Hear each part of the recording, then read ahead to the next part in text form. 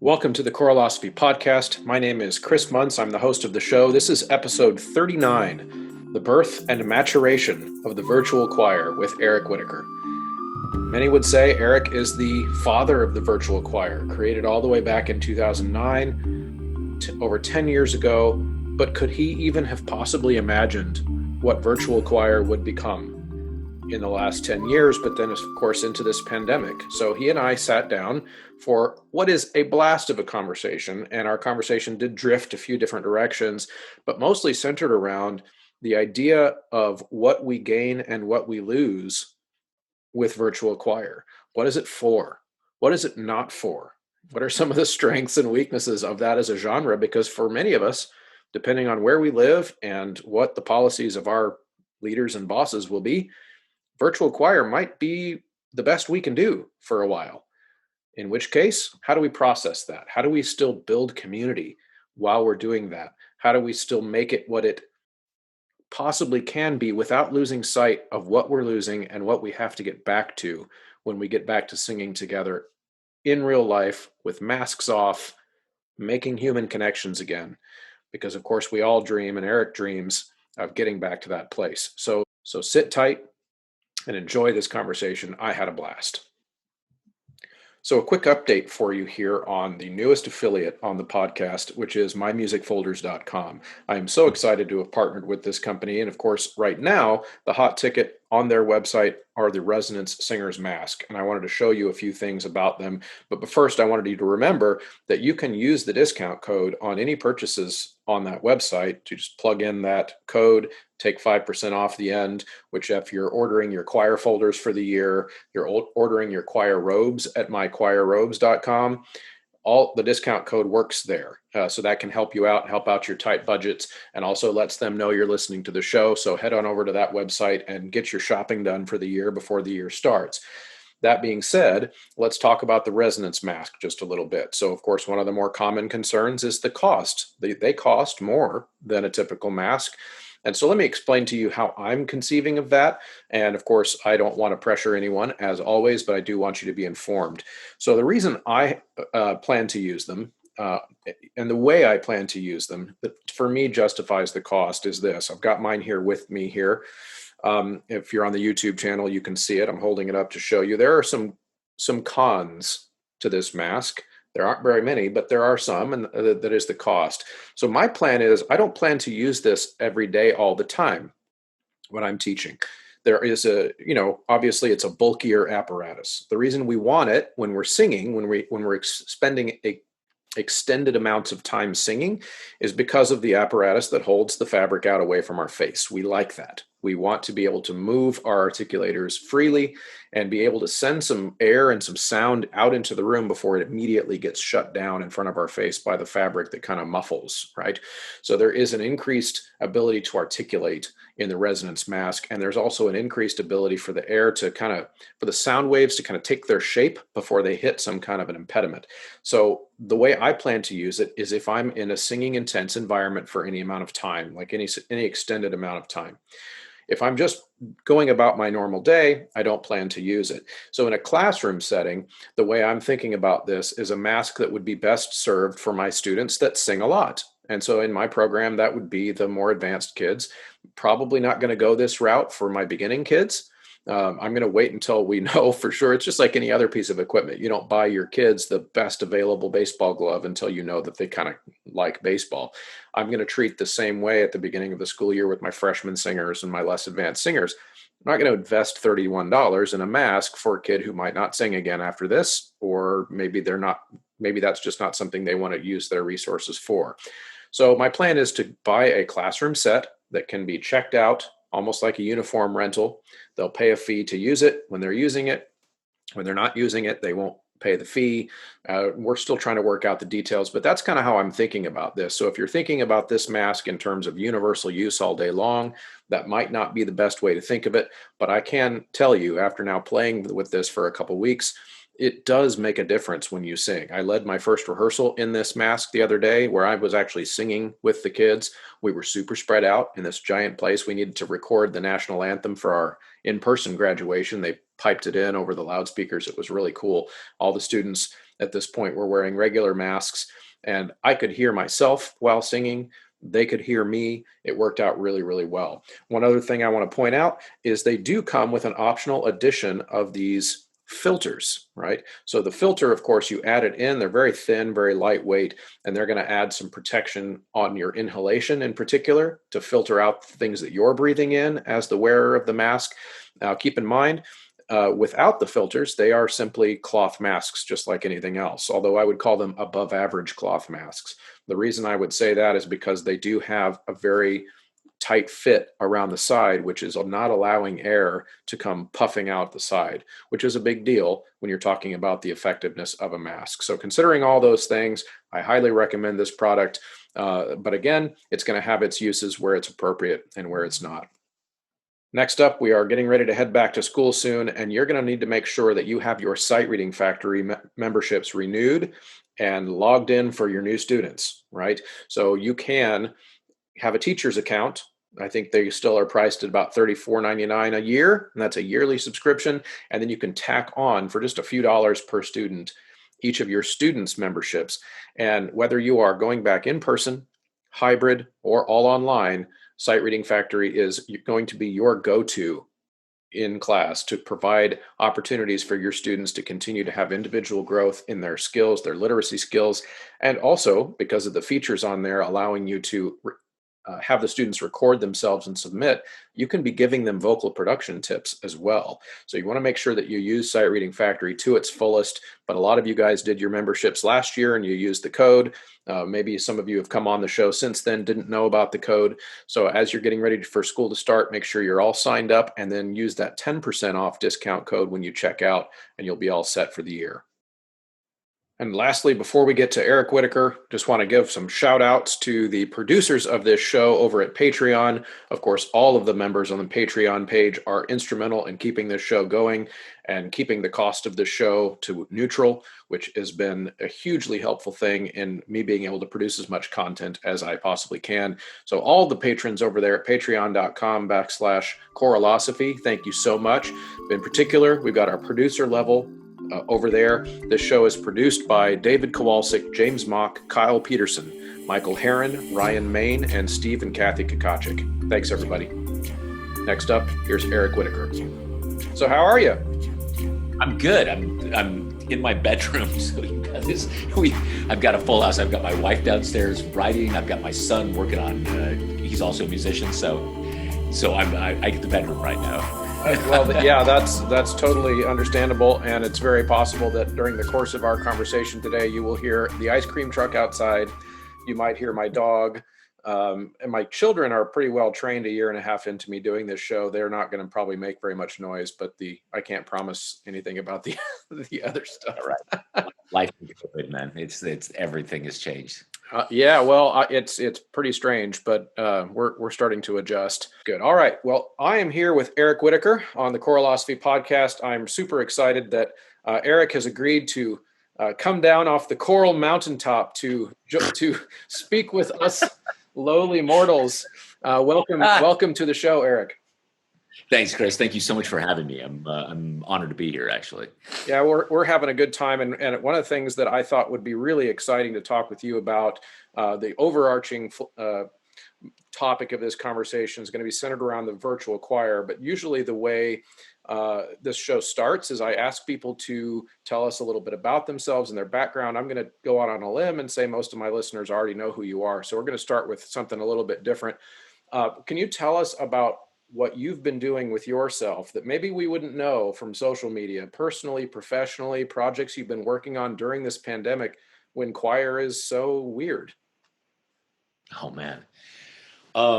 Yeah, well, you probably wouldn't know from social media, but I've been spending most of my time curled up in the fetal position, sobbing. I've thought a lot about COVID, really thought I'm not a fan. I gave it its chance. Nope, not a fan.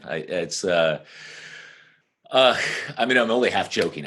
It's like, what are we, 4.5 months, 5 months into this, and I think there's still a kind of shock about all of it.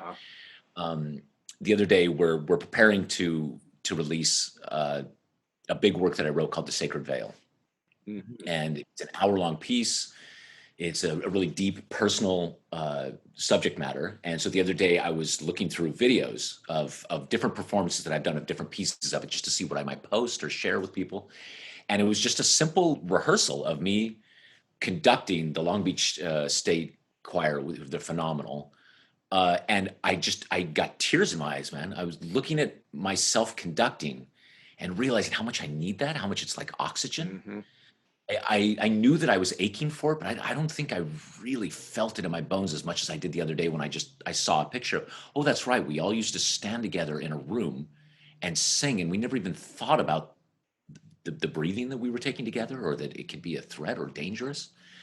Um, anyway, so yeah, that's the honest with a capital H answer. I've been trying to keep myself busy. The virtual choir has been amazing. Um, I've been trying to learn a little bit more about how to kind of do what we all do online. I'm not sure I've got it yet. I've tried to have Zoom workshops and master classes with as many choirs as possible from all over the world. I think I'm figuring out as much as one can do on Zoom and its limitations. Mm-hmm. Um, I'm grateful that we have that at least, but it's no substitute, even for being in the same room as people. Even with you, I'd rather be talking with you. Where are you, by the way? Where are you? I'm in the Kansas City area, suburb of just outside of Kansas City. Kansas City is beautiful. So I'd much rather get on a plane and come meet you in Kansas City, and then we can go get some barbecue afterwards. Right. Like the Zoom thing it's de rigueur. It's what we do now. But man, is it? Yeah, I think it actually occupies a different part of the brain. I don't know if you feel that way. That you have these conversations. At the end of the day, you're laying in bed at night and kind of processing the day, and you think, yeah, I guess I sat across from a person and talked to them, but not really. You don't really feel it in your cells somehow. There is absolutely a lack of the human connection, even though you're speaking to a human. I don't think there's anything any technological advance that's going to be created in our lifetimes that would duplicate that. Yeah.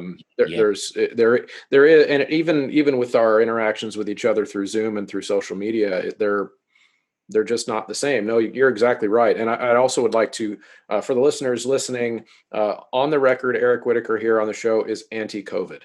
He's yeah. I'm willing to come forward and say that officially. Yeah. Oh my God. I mean, it's terrible, isn't it? It's truly terrible. And of course, there are people all over the world in all kinds of disciplines that are suffering immensely. Mm-hmm. It's just amazing for us, for what we do, for our very art form, to be hit so directly and in such an insidious way by the virus. I just always think that what we do is so benign and beautiful and loving, right? Yeah. What can be bad about singing?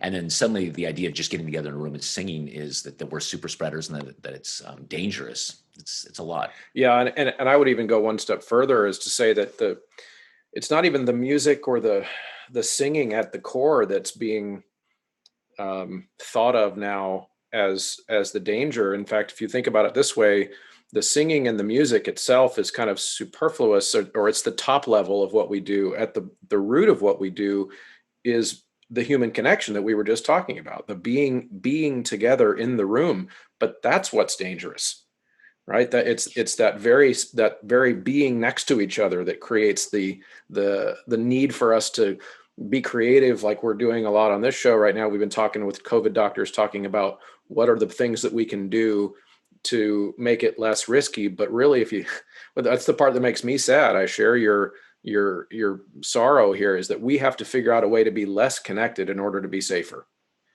And that's just sad. Yeah, and that's hard, right? Mm-hmm. It makes every day really increasingly difficult, I find. So I find the longer this goes on, and especially with the current state of affairs, there's no foreseeable end in sight. There's no obvious path out of it, and that's it's a lot. It's a lot to just think, when will we ever be able to come back together and, like you say, just be face to face. It's tough. By the way, I saw the video of you singing with the mask. Yeah, great. I love that you tried it and like really talked through the possibilities of it and all of that. And difficult, right? Yeah. I mean, Yeah, I had a chance to when that video was made. I had just gotten that mask. I played with it for about a week. Um, recorded with one take without warming up. It was gross, but the Sounded well, fantastic. thanks. But what I was trying to do is just to get a feel for it. But then later on, I didn't have a chance to record it. I actually led a rehearsal in that mask because my school, the graduating seniors wanted to record the national anthem for graduation, and I took 10 of them into a huge or 1,000 seat auditorium, and of course we had to have masks. The school requires that we have masks if we come inside, and so I used it, and it works great. It's just, of course, I don't know. It goes back to that same thing. Like, we'll use them if we have, for as long as we have to use them. But it's still, even the mask, I find, reduces the human connection. Like, Oh, absolutely. we take for granted what our facial expression communicates when we're working with a choir, when we're just talking to people. I feel like I Yeah. notice it in the grocery store. There's just less community. There's less you can do with your eyes, with your eyes only. Yeah, it's really um, a rough spot that we're in, and I think whatever we can piece together. This is my view anyway. Whatever we can piece together of our ability to make music together, I see it as a limping forward. We're going to limp forward towards getting back to whatever normal we have. Yeah, and at the same time, try to innovate, right? Try to like, okay, let's get everybody. You can feel it. It's really nice. Everybody's getting very creative, Mhm. and the longer it goes on, people are saying, okay, what do we do? And I also write concert band music, and so there's this huge push now for what is called flex ensembles, right? So basically, you take a piece of music and you write it for four parts because you just have no idea what four instruments you're going to have. So, okay, this part could be played by these, this could be played, and already I can see composers getting really clever.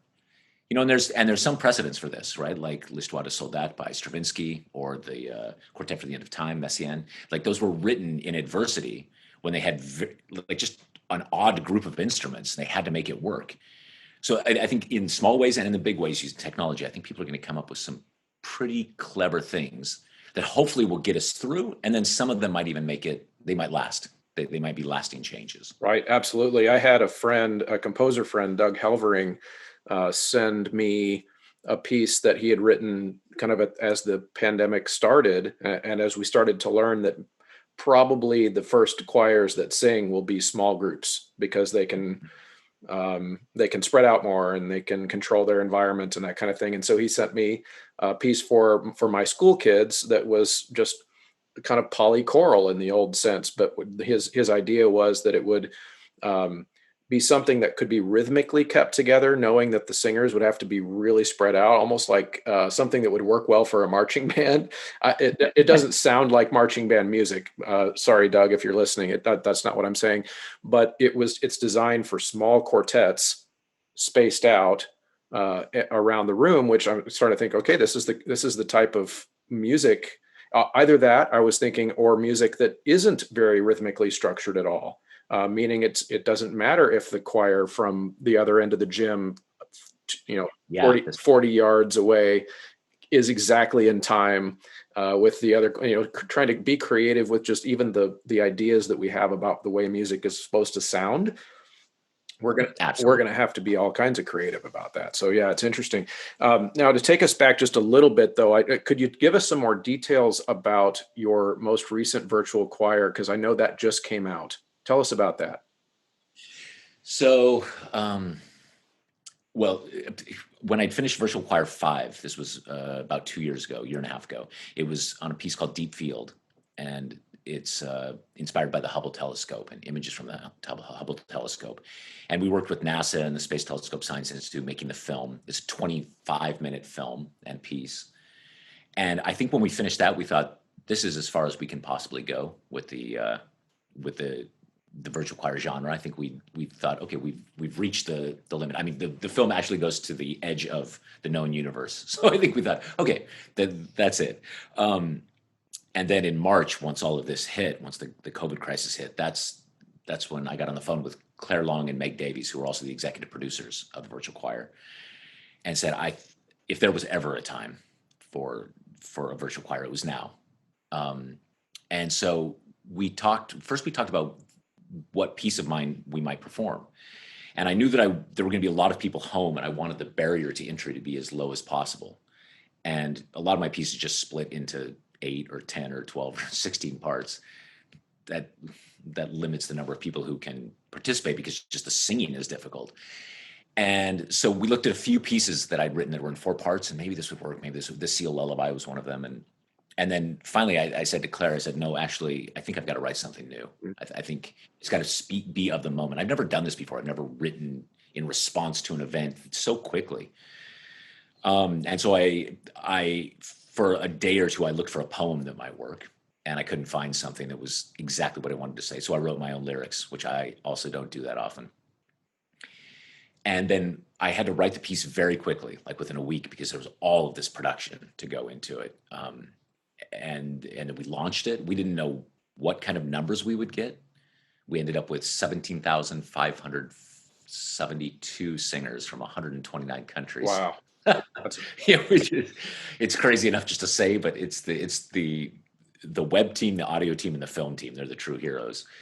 And then we just released it last week, actually, a week ago. And it's just been so heartening.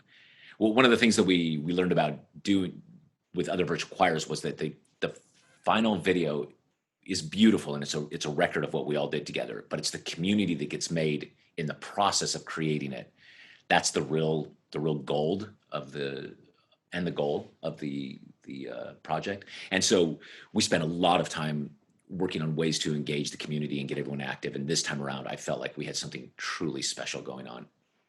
And huge. There's the Virtual Choir 6 Facebook group, I think now has 23 or 24,000 people in it. And it's just the most positive, supportive group. And, people like us, a bunch of choir nerds from all over the world who are just sharing and helping each other out.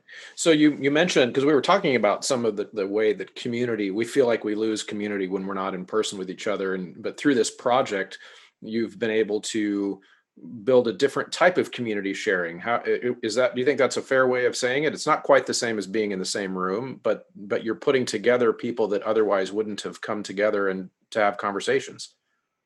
Yeah, that's exactly right. And in fact, the vast majority of all these people who are involved, and even who are in this Facebook group, will never meet each other in person. Right. Occasionally people will get together, but so what we try to focus then on is the obvious, which is our commonalities.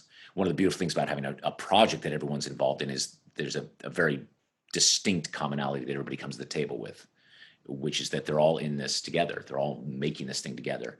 And so from the simplest thing to the language that I use when I talk to a group, any post I give, I always use, pronouns like we or us or let's or these kinds of things, just so that at all times everybody feels part of this thing that's larger than themselves. And I think just because I'm the spokesperson for it, that's how I see myself. I'm the face on the cover of all of it. There is sometimes like a lean in towards making it about me, if you know what I mean. And I do everything I possibly can to tamp that down and make sure that it's about everyone else, that it's about the group and not the individuals. I think that's incredibly important. And as a conductor, that's when you really start making music. Yeah. Right. Absolutely. Yeah. When the conductor starts, I wouldn't say becomes irrelevant, but becomes just another cog in the big machine. Right. Yeah. When the singers buy into the fact that they're the ones making the music, not the conductor, ultimately. Exactly. We all need each other. It's not a not a parasitic relationship. Yeah, that's awesome. That's a really neat thing. And where's the best place people can find that? I'm imagining YouTube. Yeah, if they just type in Virtual Choir 6, it'll take you right to the YouTube. It's kind of crazy. In the first week, we've had 1 million views. The single debuted at #1 on Spotify and iTunes playlists, also in the classical charts. And then I did a string quartet version. That's at #3. Just kind of nuts. It's like I was joking with the choir. I said, this might be the first time ever that a classical #1 single had 17,574 performers on it. I mean, when would that ever happen? So it was just cool to kind of see the effect of it. And the piece is called Sing Gently. And I wrote it as a metaphor for a way that I'm hoping people will live during this time. You know, as you start to see this dissolution of society and this divisiveness, that just to remember to treat everyone with compassion and with empathy. And that idea, that message that the whole choir got together to make seems to really be resonating with people outside the choir too. That's very heartening. Now, do you have any sense of the participants in this virtual choir 6? Do you kind of have you kept track along the way? Is there a core group that have done every single one, or do you even keep track of that? Yeah, there's a few people that have done every single one, that have done all 6 major ones. There was also one that we did for Disney, like for the theme park, for a Christmas thing, and also a youth choir that was only 18 and under. So I'm not sure there's a single person, or maybe one person, who's done all 8 of those choirs. Yeah. But there are a number of them that start at the beginning and have gone all the way through. And it's extraordinary. It's like you'd imagine. It's a little island of people. Well, you know, anytime you're in a choir, you've got people have met in the virtual choir, seen each other's little boxes next to each other, started dating, got engaged, and got married. Oh, wow. So, right, yeah, this has happened. Wow. We've lost dozens of members, people who have died during the time, you know, and their video, people that we know really well, their video in a way outlives them, you know, or is this beautiful memorial to their time here on Earth. And you've got people from every possible discipline, right? You've got doctors and dentists and scientists and post people and unemployed people, and as young as 5 years old in this virtual choir, as old as 93. Every race, creed, color. It's really like a little island. Every possible kind of person is there. That's such an amazing thing. I would have never guessed that you would have had romances budding in your virtual choir. Well, you know, it's a choir. It's like, you know, every choir you've ever been in, right? I mean, even the high school ones. Yeah. It's like, hey, how can you help it? It's like you're all in this together, and it's so thrilling, and somehow that kind of feeling transcends the weirdness of making a virtual choir. Yeah. I speak to that, actually. We've been working for the past couple of virtual choirs with a woman named Dr. Daisy Fancourt. And she's done several interesting research projects on the physiological effects of singing first. And I still do, I guess, when we get back to normal, but I have a professional choir in London. And so for a couple of concerts, she hooked us all up with EKGs, you know, for rehearsals and for the concert. Everybody in the audience, all 800 people, took saliva tests, you know, all to just register the effects on the body of listening to choral music, of performing it. And then the past couple virtual choirs, she's specifically studied virtual choir singers. And amazingly enough, almost all of the health benefits that come from singing together also get transferred to people who are singing in virtual choirs. You'd never think it, right? I don't know if you've participated in any of them. It's awful. Not any of yours. I have done some for other. Yeah, you've done Yeah, it, right? yeah. And have you done it as a singer? Yes. Yeah, it's the worst, right? I mean, you're alone in a room. You're trying to get all your equipment right. Everything sounds always bad. There's no acoustic, even if you're in a shower. Right. And all of the benefits musically of singing in a choir go away, right? You hear only yourself. You don't blend. It's hard to be super musical. It's hard to follow the conductor. All those different things. Somehow, some way, all of that adds up to a physiological response that is almost identical to singing with a group of people. All of the health benefits of it. And so in the oddest way, it makes sense to me that people would meet and fall in love, or that people would develop lifelong friendships with people that they aren't even in the same room with. That's awesome. That's beautiful. That it's really interesting, especially because the assumption I would have made would be that there's something about the shared space and even the shared hormones that would create a lot of those physiological responses. And I imagine there's probably some truth to that, but in the scenario you're painting, it sounds like a lot of the benefit that we might be, I guess, pulling out of the music comes from the music itself, the singing itself. I would imagine that each of the singers has to have some type of common imagination happening. And there's probably some psychosomatic effects there too, but I don't want to speculate. I'm not a scientist. That just sounds interesting. Me too. And I'm not sure those answers, we've got those answers yet, but we definitely know that exactly as you say, that there's these hormonal responses, right? That the stress hormone cortisol dramatically drops even for virtual choir singers. Yeah. And hormones like oxytocin, which is responsible for bonding and that feeling of euphoria, that goes through the roof. Even if you're sitting alone, I think somehow, some way your mind knows that you're part of something larger than That's kind yourself. of what I was getting at. Yeah, it's the like the Yeah. shared imagination. You can kind of picture yourself eventually on that screen with all those faces. You can audiate, or you can hear some of the other parts starting to happen around you.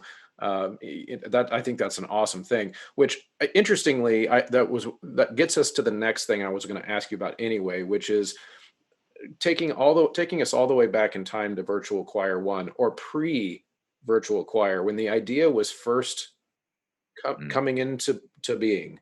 What are we talking about? 2012, 2011, 2009, believe it or not. 2009. Wow. Yeah, Okay. 2009. So tell us that story again. How did this all come to be your baby?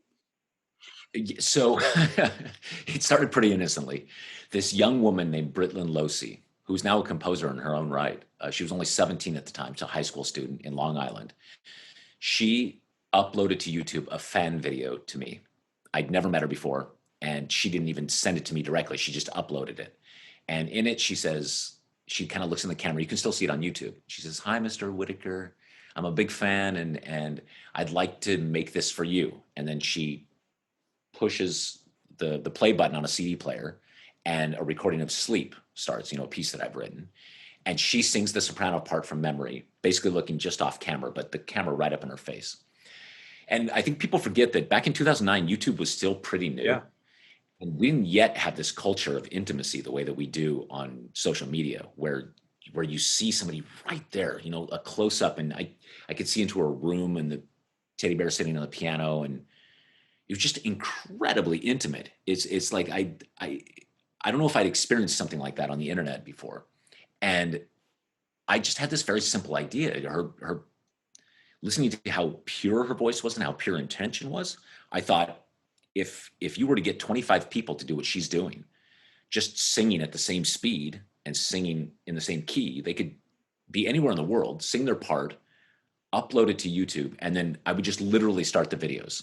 That was as far as I'd gotten, Ah, was that I would open 25 tabs and push play all at the same time. And then this choir would unfold, right? I mean, it was nothing further than that. And so I wrote on my blog, and I think I was on Facebook at that time. God, have I been on Facebook 11 years? I hope not. And but I basically said, I think I'm embarrassed to say, but I think I wrote OMG, OMG. I just had this idea. So guys, upload. We're going to do Luxa Rumque, which is this piece that I'd written in 2000, and upload your parts, and then we're just going to do them all the same. And so people started saying, well, how are we all going to sing them at the same tempo? I said, that's a great question. And so I came up with this idea that I would just film myself conducting a version of it that I was hearing in my head. Just, okay, I'll just hear it and conduct the perfect performance. And it's funny because even in that original video, I'm actually cueing different parts of a choir, but I'm alone in a studio. It's like it's just me in my little studio. And so I uploaded it, and I really didn't know if people would do this. It's a big ask. And now that I've seen what's involved in making one, it's a really big ask. But amazingly, people did. They uploaded their videos. And the first video, we had 12 different countries represented, 185 singers. And now I was left with all these assets, all these video assets, people's videos. But I don't know I'm not a video editor. I don't know the first thing about it. So I hadn't even thought this far. And I wrote again on my blog, does anybody out there know how to do anything like this?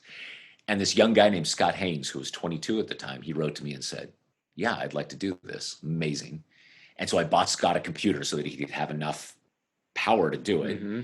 And it took him about 3 months to work that first thing out and to really clean up all the audio and get the video the way it was. And we uploaded to YouTube, I think, in March of 2010. So just a little more than 10 years ago. And honest to God, I thought nobody would want to see it other than, people like us, like just massive choir geeks, a Right. little circle of friends. I didn't think, and it went viral. It was like kaboom. And I started doing all of this media for it. international media.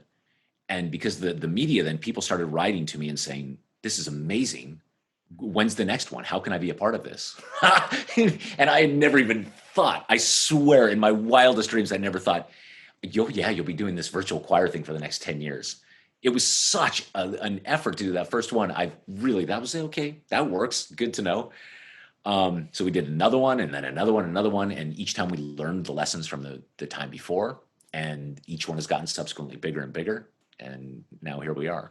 Wow. And so I'm going to assume the answer to my next question is going to be no, but based on that story, but I can't picture the way you just told that story. You had any dream or any thought at the time that this was going to become as big as it's become now. And you can even forget about the pandemic, just taking like your videos when you were first putting that one together, that there would be this explosion of interest in that type of performance.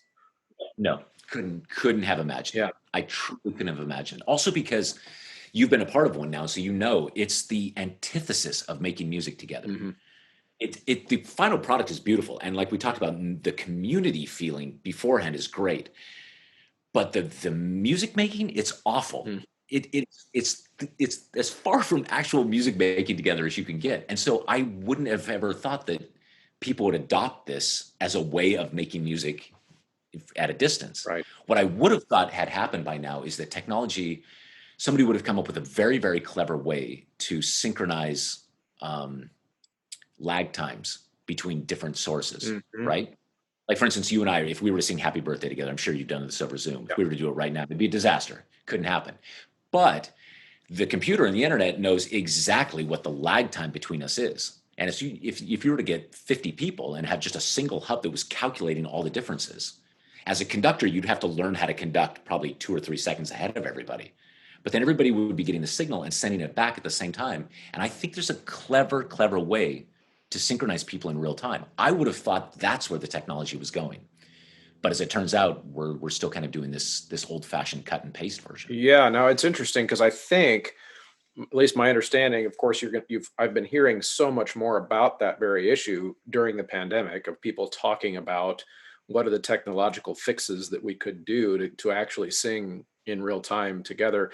And my understanding is that the variances of people's internet connections that's going to be a big hurdle, because if yes, I think you're right though. I think the computers probably could, if somebody were to make up that software to calculate all those differences and correct for them in real time. But there are some pretty cool products out there where, at least if everyone that's doing the music is hooked into with a hardwire Ethernet cable, they can get rid of a lot of that lag time. I've heard as little as milliseconds of lag time. Yeah, right. Yeah, and so if you're down to, say, even below 15 milliseconds, you start to approach a place where you could make music together, especially depending on the kind of music, Mm-hmm. right?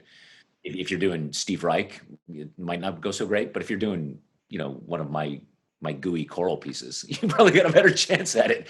And so, yeah, I think we're close. And like what you said, with the computers, there's definitely all these variables and there's a lot of numbers to be crunched, but this is what computers do best, right?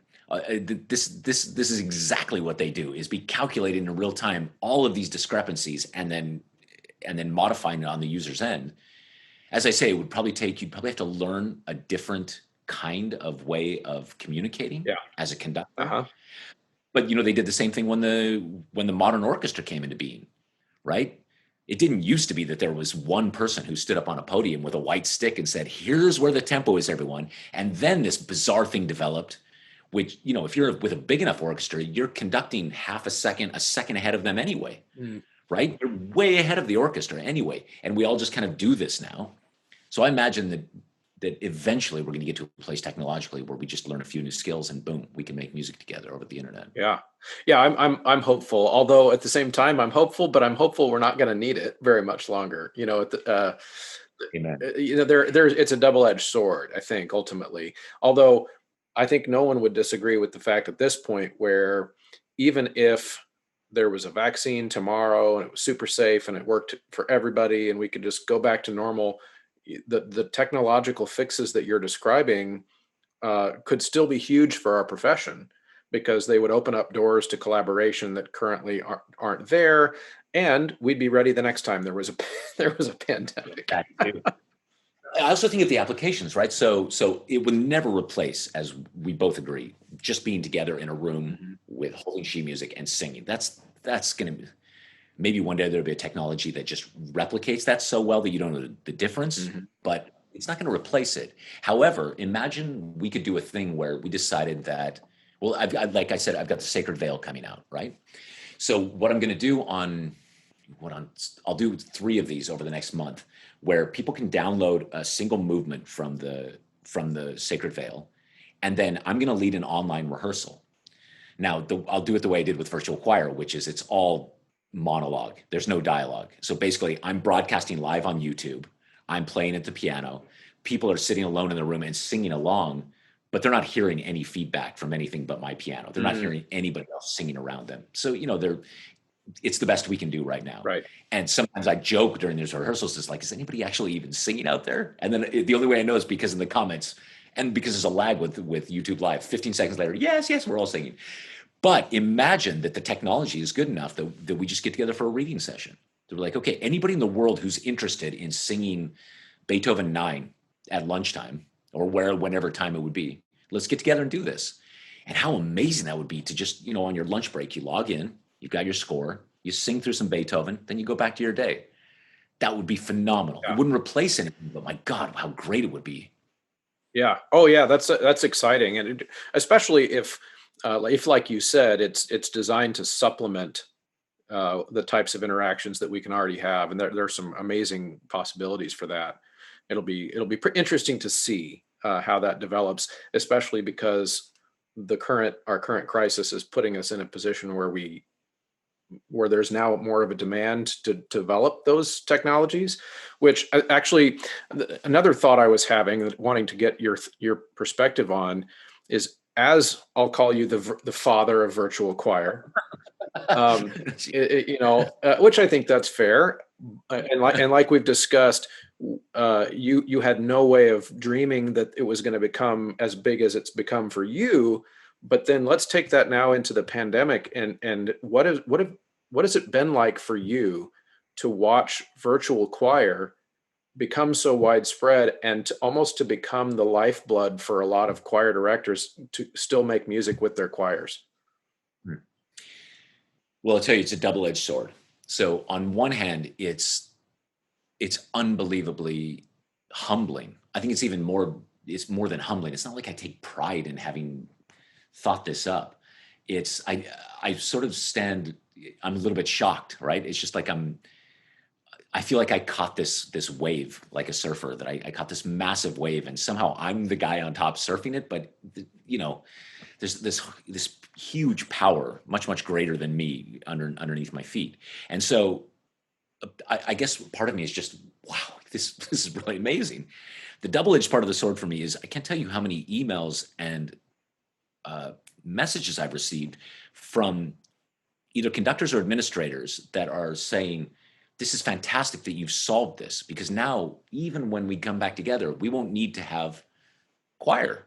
We don't need to have band. We can just do it all virtually. Okay, and you and I both know that's because they don't fundamentally understand what they're seeing, right? These are people who've never been in choir or have never been in an orchestra, which is the worst kind of administrator or a politician. And so they think, wow, it's a cost-saving measure. It's a way to get in all of these other requirements and put this thing even further. It's bad enough 0 period. Now it's over here. And I'm trying to formulate some sort of open letter that says, please understand, this thing doesn't begin to replace this thing. They're almost different genres, right? We call it a choir, but it couldn't be further from a choir. And so it's virtually a choir. Yeah, that's perfect description. Yes, virtually a choir. That's right. The problem is everybody's confused virtual and literal, right? Like you hear everybody say, I literally had 1 million donuts for breakfast. No, but I think even Oxford Dictionary now has said literal means, okay, it's being used so widely and correctly now that literal can mean figuratively. So I think this idea that virtual is, yeah, it's so I'm hyper aware of the dangers of of people thinking that that's a replacement for it. Yeah. In fact, I came out with on this show, a very short little excerpt that, oh, and by the way, I invented a term that I think you will appreciate. So you have had videos that have gone legitimately viral. For the rest of us in the choir world, maybe 10 to 15,000 or 20,000 views would be a lot. And so I've invented the term choiral. It's gone. Nice. So I had this little episode that went viral, had lots and lots of views for me, and it was based on around the topic that we're talking about right now, is that virtual choir is awesome while that's all we can do, but it's not choir. It's not the same thing. And while we're doing it, so this was kind of the short version of my little premise, was that while we're doing these stopgaps, I'll call them, these things that we're doing because it's all we can do with our students and our singers, we got to make sure that we are communicating to our bosses and to our communities that this is not the same thing and cannot be used as a replacement. And so while we're so excited about the technology, the way it's growing, and that we can do these cool video projects, with one hand, we're excited. With the other hand, we're making sure we're communicating to people it's not the same. We need the other things too. And when this is all over, we've got to go back to that, because ultimately, in fact, the way you just described it, with Virtual Choir 6 with 17,000 singers, if we're not careful, the technology could scale to the point where the world needs a whole lot less choir directors, because Yeah, exactly. Why even hire a choir director? Mm-hmm. Why not just zoom in at third period on the West Coast or something? Yeah, I'm right with you. Yeah. Choir, by the way, I think that's a winner. It's the ultimate dad joke. Right. I'm going to use it on my son. I subscribe on Reddit. I don't know if you do, to our dad jokes. Are you a Redditor?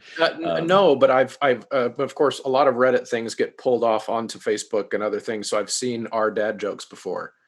It's so great. How old are your kids? 12 and 8.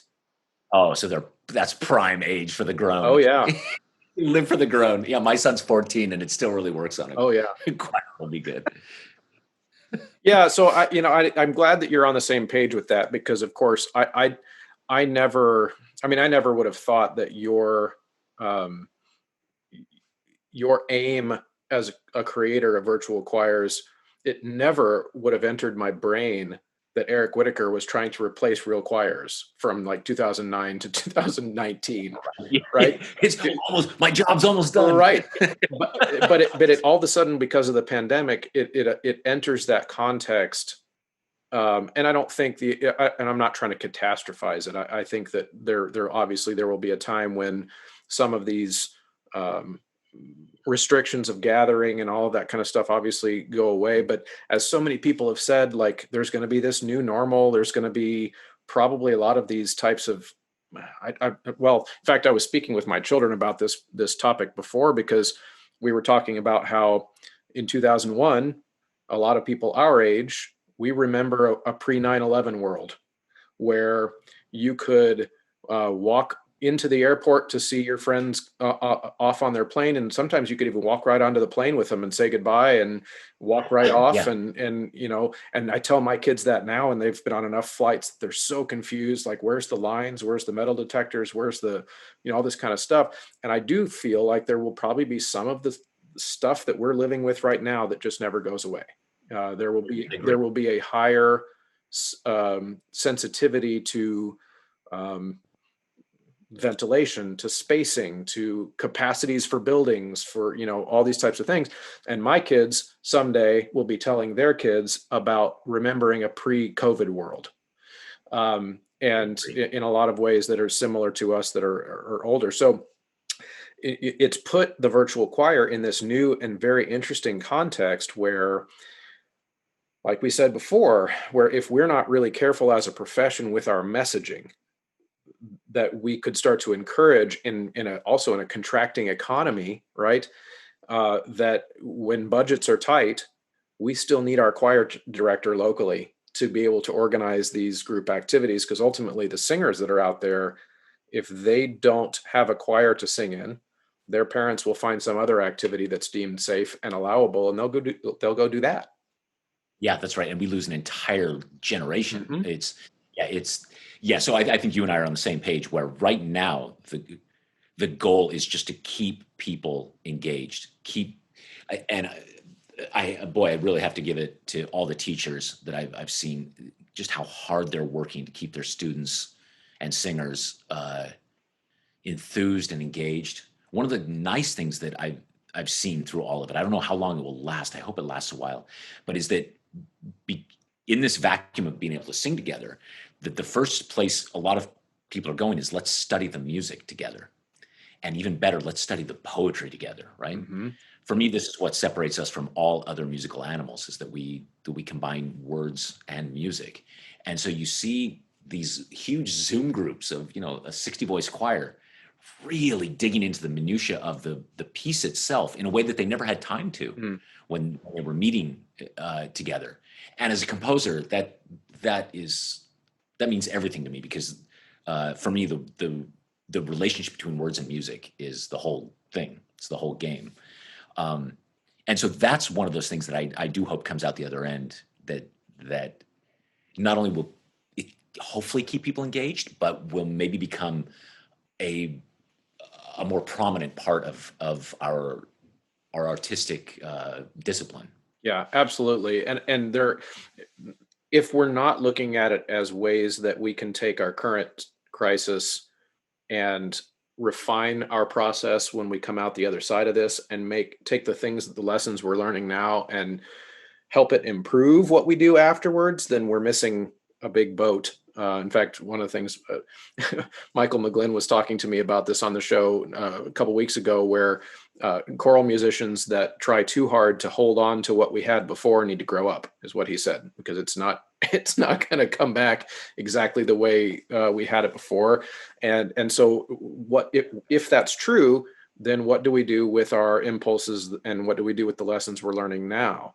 And so I wonder, in your world, which of course you talked about the pro choir in London, and of course composition as a profession where you need obviously people singing. That's what you Yeah, do.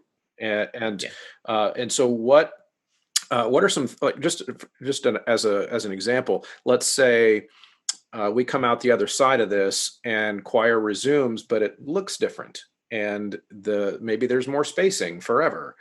Maybe, Yeah. that kind of thing. What are some things as a composer that you then start to imagine and start to dream of that become sympathetic with that new normal?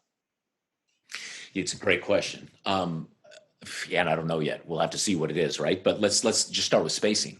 I mean, people have been doing this for 800 years. They've been writing this beautiful polyphonic music that was designed to be spaced, Hmm. right? Think about some of those Renaissance double choral or triple choir pieces. So, okay, great. So then let's do that. Or like you said, let's rethink tempo. Let's rethink: does everybody really need to be singing at the same tempo? Or what kinds of experiences are there? What does it even look like for the audience to be safely in the auditorium, right? Um, I don't know what it is yet, but I'm a big fan of whatever the props are on the table. Then you use them, Hmm. right? So okay, this is what we got. It reminds me, we talked about it before, but like the Messiaen, the Quartet for the End of Time. So what does he have? He has a clarinet, a violin, a cello. Was it cello? And a broken piano. Like one of the keys didn't work. All right, I'm writing a quartet, right? That's how this goes. Right. Um, and uh, yeah, so I'll keep open to whatever it is people are doing. I'm hopeful though. I'm hopeful that we're going to figure out something. I but I think the science is becoming pretty clear. It's going to be a while. Yeah. Yeah, and I'm hopeful too. I don't want to paint a pessimistic message of what choir will look like. I definitely am. I just, so just to give you a picture into my world, with the adult singers that I work with, we are fortunate that we have a small professional group that we can pretty much fit in any space, and we can space out 6 to 10 feet and rehearse with a small number of people, and it's relatively easy. We're going to try to get back to that actually in this next season, and doing smaller scale projects, but also um, let me put it this way. We're more flexible Yeah. being a small group of adults than say my 80 voice high school choir is. Yeah. There's pretty much only one place in my whole school building where we could rehearse. Well, two. One would be the gym, which is a nightmare, and the second would be in our performing arts hall that seats 1,000.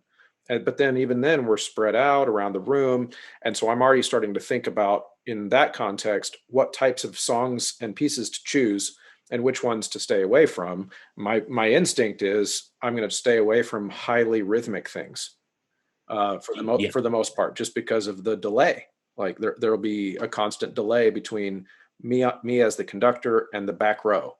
Um, so thinking about things like that. But when we come back to, I guess, normal, I'm thinking that maybe we'll be able to get closer together, but there still will be some type of, you know, new societal norms for, yeah, and maybe even just parents being concerned to smash a high number of kids into one room.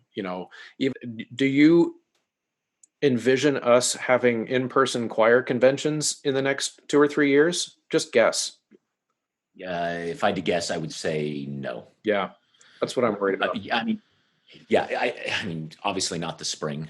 I don't know if anybody's still planning. I'm sure ACDA National has been. Well, I don't know. I would guess it's been canceled. If it hasn't been, I think it will be. Everybody keeps kicking the can down the road a few months, Right. but it's it seems pretty clear to me now. It is what it is, Yeah. and it's going to stay like this until a vaccine is hopefully come up with.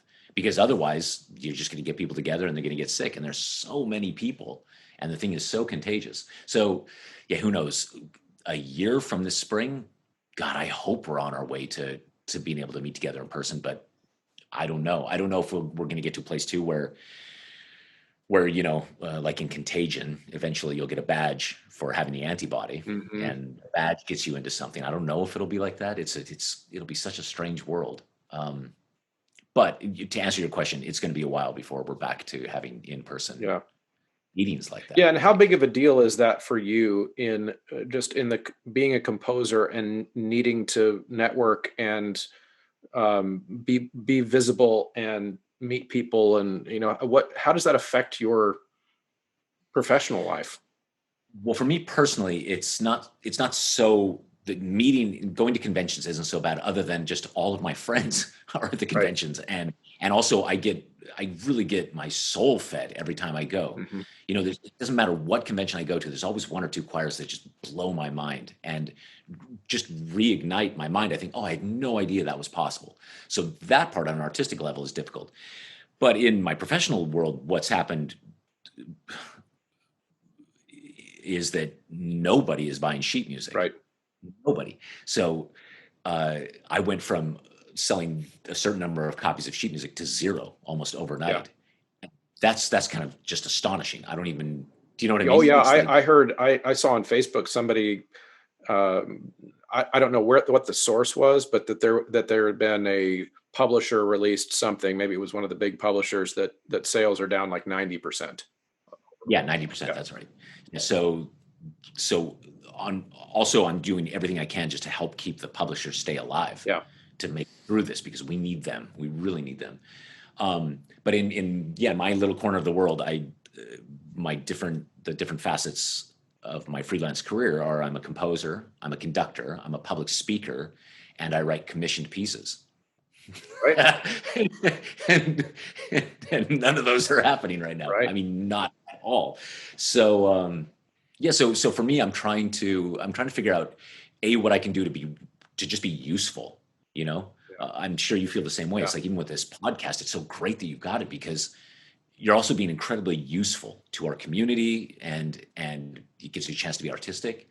So I'm trying to figure out, all right, how can I use the tools that we've all got, Zoom and YouTube, and what can I do?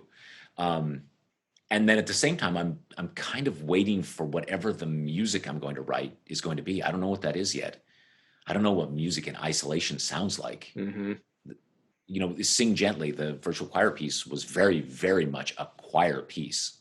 In fact, it's maybe the most choir piece I ever wrote. It's 4 parts, it's piano, it's 3.5 minutes.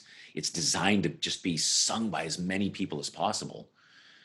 But now that none of that's available, I'm not sure where it'll go. Well, and yeah, it's interesting that you put it that way too, because I had the same thought with the podcast. You know, the the first year of this show, I started it in February of 2019, and so for the first year of the show, as this audience was steadily growing and it was going really well and still is, but it was all about choral music, and it was about music education, and it was about things that, like, the nitty gritty of the art form. Yeah. And then the pandemic hit, and it became about COVID, and it became about what to do when you can't have choir, and all of that. And so it's very much changed. We talked a lot about social justice issues, and all of those things are useful. But just my personal feeling is that I want to get back to talking about music. That's what this show was for. In fact, my 8-year-old verbatim has been making fun of me because he said, Daddy's stupid podcast is supposed to be about choir, but now it's just about COVID-19.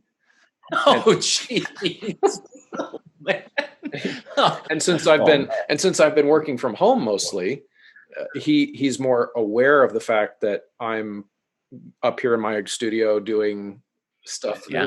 He knows what my job is now more. And so I think bottom line is I just wish that we could be doing music in real life, and then I would come on the show and talk about it. Like that was the original intent. So let's kind of wrap up in this way. Things that, from your perspective, your dream scenario when we come out of and this won't require a prediction necessarily, but let's say that we've come through the other side of this. We are now past all of the major restrictions. Choirs are back together in person. We're making music again. We're not wearing masks, right? We're having that human connection again. If you could make a dream scenario for what the choir profession becomes as a result of this, how would you describe it? Well, it's what I'm pretty confident will happen, because I think there are millions of people, millions of singers and choral musicians around the world who feel just like I do. I'm sure you do too, which is that I am aching to make music together again. I remember being 19 years old, and I just discovered choir. I didn't really sing in choir till I was in college, and I was going over my upcoming schedule for the year with my dad, and I was trying to figure, where to put biology or something. And my dad said, well, you can put it here. And I said, no, I can't take it there because I have to take choir. And my dad said the ultimate dad thing. He said, well, you don't have to do anything. And I said to my dad, if I'm not in choir, I will die. and I meant it, right? I really meant it. And I still feel that way. So like you, I've built an entire life around this thing that I love so much. The thing is, though, I never realized that it was my oxygen. Mm-hmm. I didn't realize that without it, and genuinely without it, right? Not in the abstract, but like, nope, you can't do this anymore. I'm just falling apart. Like I'm wilting on the vine. So I think lots and lots of other people feel this way. It's a kind of spiritual experience that you can't get anywhere else. And my prediction is that when we finally come out of this in a couple of years, hopefully, we will enter a golden era of singing. Mm-hmm. Because I think not only will there be all this built up kinetic energy to do it, I think that people will cherish it and make time for it in a way that they never did before. Now that they realize what it's like not to have it. Mm-hmm. I think people will really work hard to make their schedules work so that they can do the thing.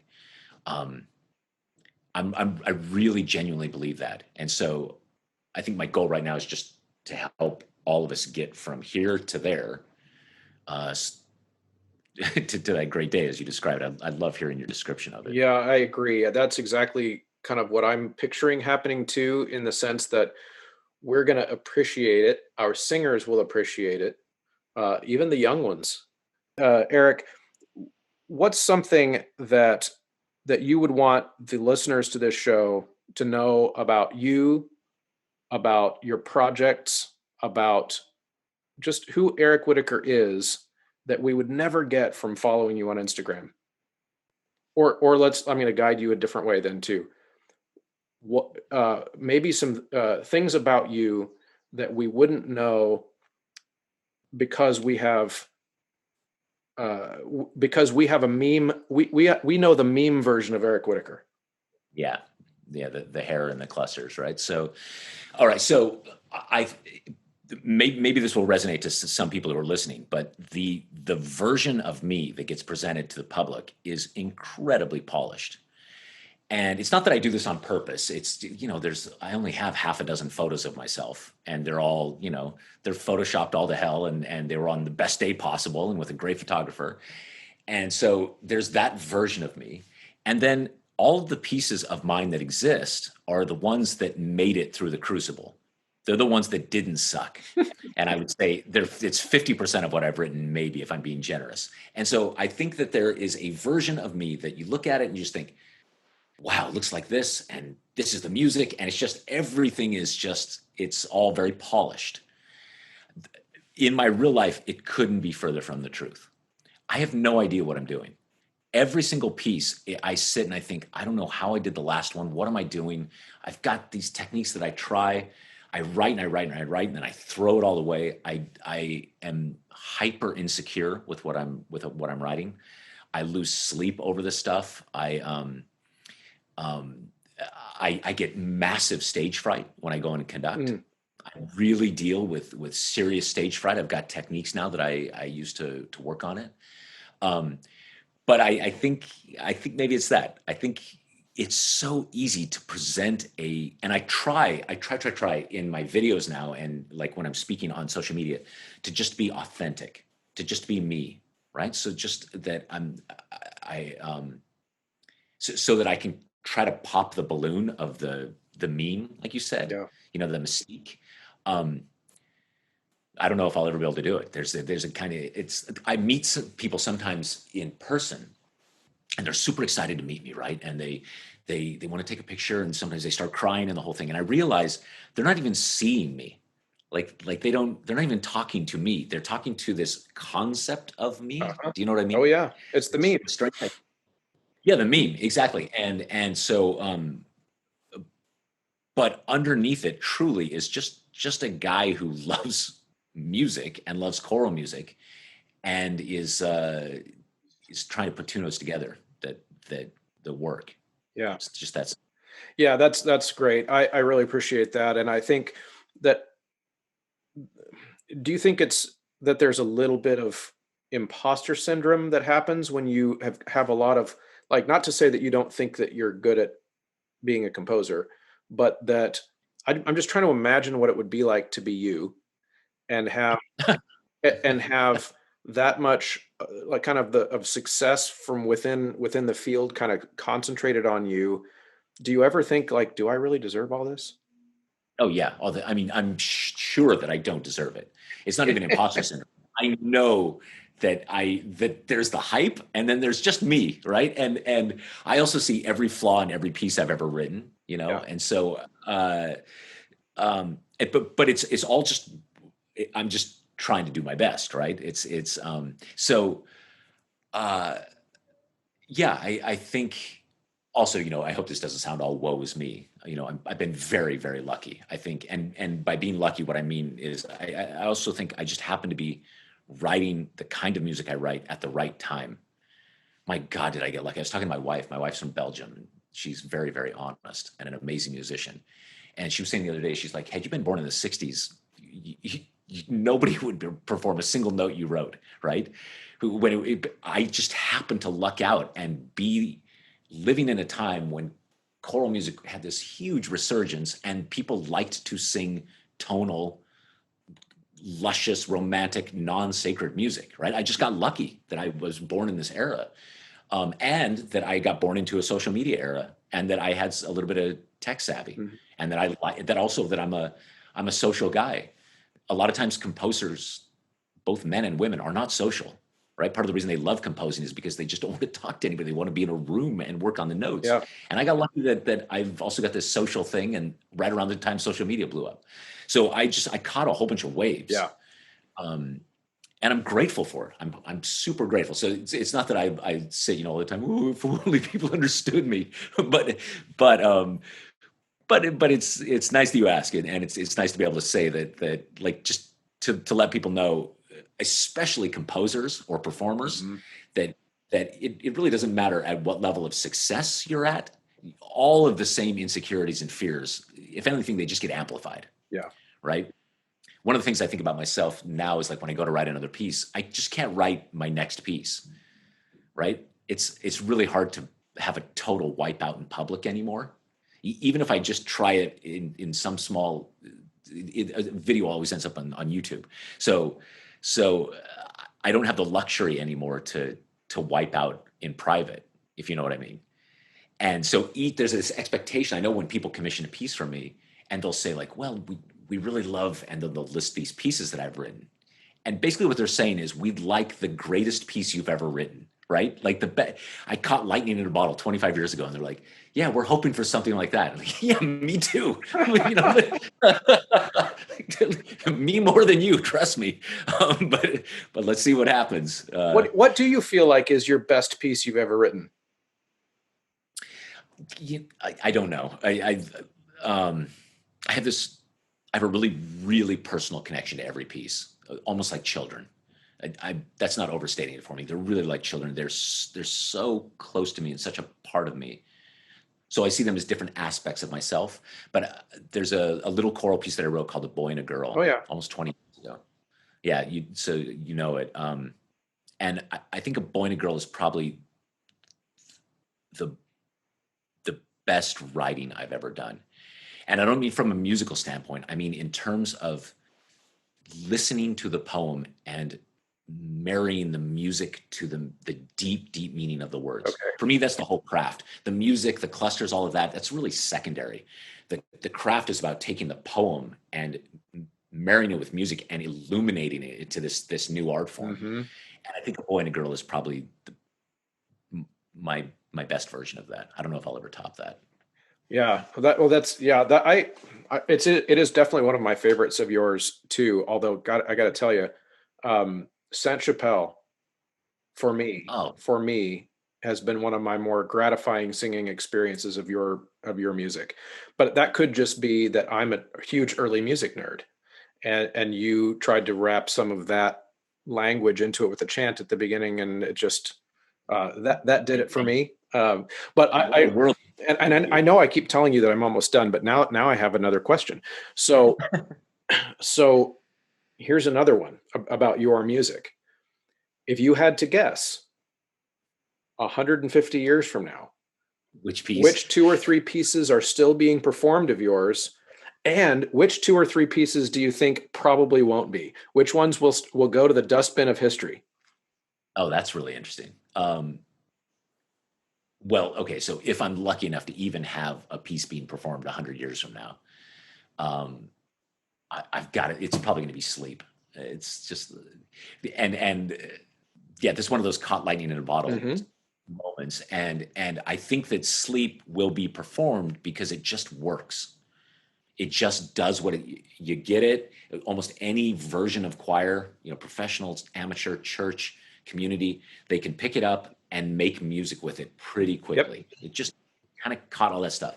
So I can imagine that. I will say this: if you're around and when I die, just please make sure that "Sleep" is not performed at my funeral. Any piece but that, please God. It's not that I'm tired of it, but it's like, oh, it's so on the nose. So, That's funny.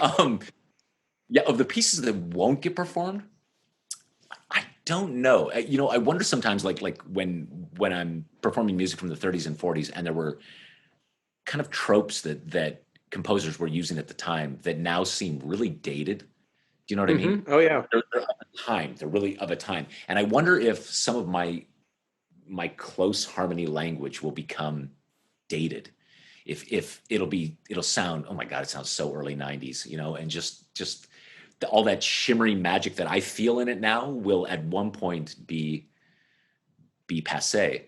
And so if that's the case, then I wonder if something now, like say Water Night or Luxorumque, Uh-huh. is a piece that right now feels like oh, this is, it's one of those pieces from this time that maybe in 50 years, people are like, this is ridiculous. It's 14-part chord. It's ridiculous. Right. Yeah. Well, I imagine it won't, it probably, no composer's entire catalog remains as prominent as it was when they were, forever. And so my thought is maybe 150 years from now, there will be somebody, well, we've got to program some Eric Whitaker, but we're not going to program all of it, Yeah. so they might start to gravitate towards, that's interesting. I'll let you off the hook with that answer. No, it's great because you think about it. Like, think about the great composers, say from the Renaissance, right? Say Tallis and Bird, because we were talking about Saint-Chapelle. So take Tallis and Bird. At most, like the 98% of choral singers know one or two pieces, maybe, right? It's only the super nerds that maybe know half their catalogs, maybe, right? And so yeah, I could really see it memifying and just boiling down to one piece. Like, yeah, that's the dude that wrote Sleep. That's, the guy with the hair who wrote Sleep. Yeah. That's what. That's it. That's the legacy right there. Either that or being compared to Sawyer from Lost. Yeah, but the Lost will also be gone, right? Nobody will know those references anymore. They'll just look back. They'll be like, "Really? Men used to highlight their hair that badly? Really?" Oh, that's hilarious. Eric, thank you so much for coming on the show. This has been lots of fun. On the way out, could you just give us a quick rundown of the best ways? I'm sure most people are already on your social media, but you're on all the major ones, right? Yeah, Instagram, Twitter, Facebook, and YouTube. And it's always Eric Whitaker. Yep. And is there an ericwhitaker.com that people can get? There is indeed. Okay. Yeah. It's terrible when it's your name, right? Yep. That's also my brand, is my name. Right. Awesome. Well, thank you so much for coming on. We really appreciate your time. And this has been a blast, and it's been fun and an honor to have you on the show. Thank you, man. It's an honor being here, and please keep doing what you're doing. It means a lot to the choral community, truly. Hey, thanks a lot. See you later. Well, thank you so much for sticking around, as always, to the end of the episode. I have this sense of connection with those of you who are still listening here at the end. I feel like that means you're one of the diehards, or at least that you got something out of this episode, and I hope you enjoyed it.